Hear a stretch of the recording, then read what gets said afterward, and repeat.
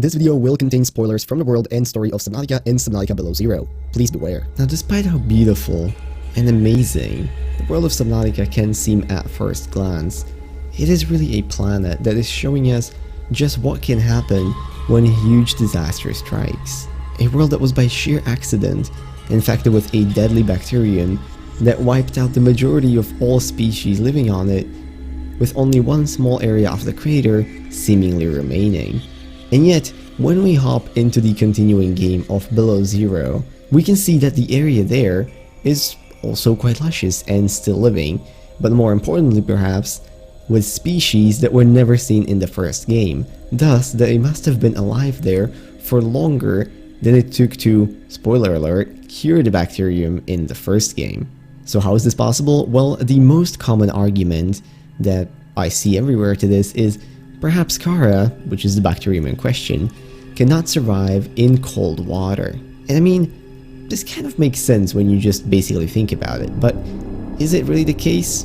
Well, in today's video, we are going to talk about that exactly. Now, before we begin, if you only care about just the raw answer, it is, we don't know. Obviously, we don't have a confirmation on this from the devs, and considering that is the only canon that we accept for the Subnautica lore, we cannot tell with certainty as of yet. However, for the rest of you, I will present arguments both for and against this idea, so that in the end, you will have the chance to form your own opinion rather than just me telling you what it is. So with that out of the way, jump into your dry suit, start up your sea truck, and let's go. Now, to keep it very simple, I'm going to first present arguments for this theory, and then present arguments against the theory. So let's start us off. Could the cold have killed Kharaa? Well, it certainly could. Looking at real-life science, cold and especially freezing temperatures definitely have the ability to eliminate bacteriums. This has been proven many times in different scientific experiments, so Kharaa, being a bacterium itself, perhaps simply has a hard time surviving in frigid waters. On top of that, just like I already mentioned, there are species of animals in Subnautica Below Zero that haven't been seen in the base game, and thus the only explanation for them being there is that they somehow must have been able to survive the Kharaa outbreak, which, to be perfectly clear, happened around 1,000 years ago, so it's not like this is the first generation. I'm talking about several generations thriving, reproducing, and multiplying just so that we could see what we actually see in Sector Zero. Finally, of course, there is also a slightly different possibility, and this is the one that the Kharaa bacterium doesn't exactly get cured or eliminated in the cold, but maybe it just slows down, so its effects take much longer, and thus some of these creatures, especially if they have a fast enough life cycle, might still be able to reproduce. So that approximately wraps up the arguments for this theory.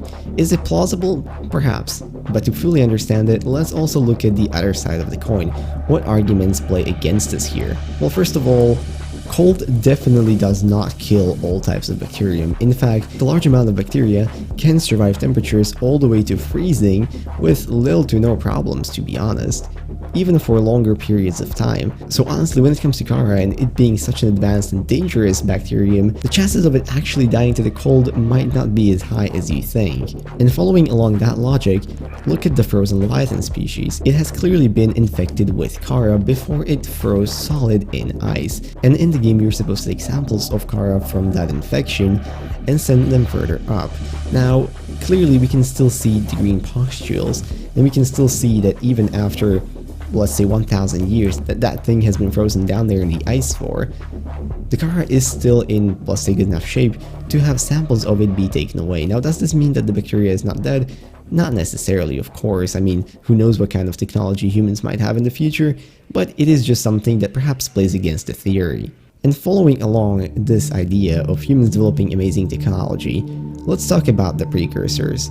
Do you seriously think that if the cure to Kharaa was simply cold or freezing it, that they would not have discovered it already? I mean, we're talking about a race that is who knows how far ahead of the human race. They encounter a bacterium that has literally killed trillions of different alien species all over the galaxy, and you're telling me they would never have thought to freeze it or to just cool it down to slow down the process? I'm not saying it's impossible. Maybe their brains or their scientific experiments don't go exactly as humans ones would, but I'm just saying it's probably quite unlikely. And now, with both sides of the argument present, let me just throw in one more, and this is a bit of a curveball. See, Kharaa has technically already shown the ability to survive in very cold temperatures. Originally, if you think to the first game, it spread out from the Lost River, from the alien disease research facility.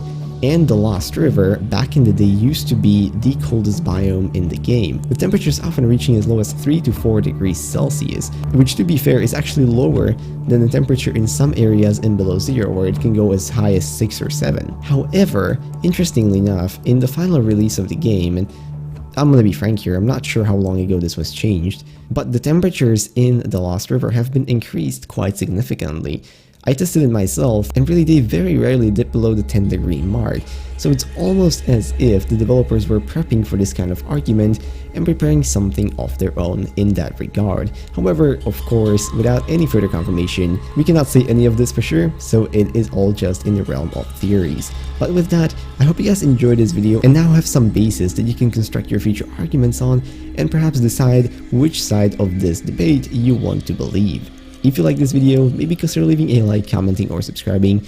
And if there is anything that I missed, or arguments of your own or theories that I haven't presented here, please make sure to leave those down in the comments as well.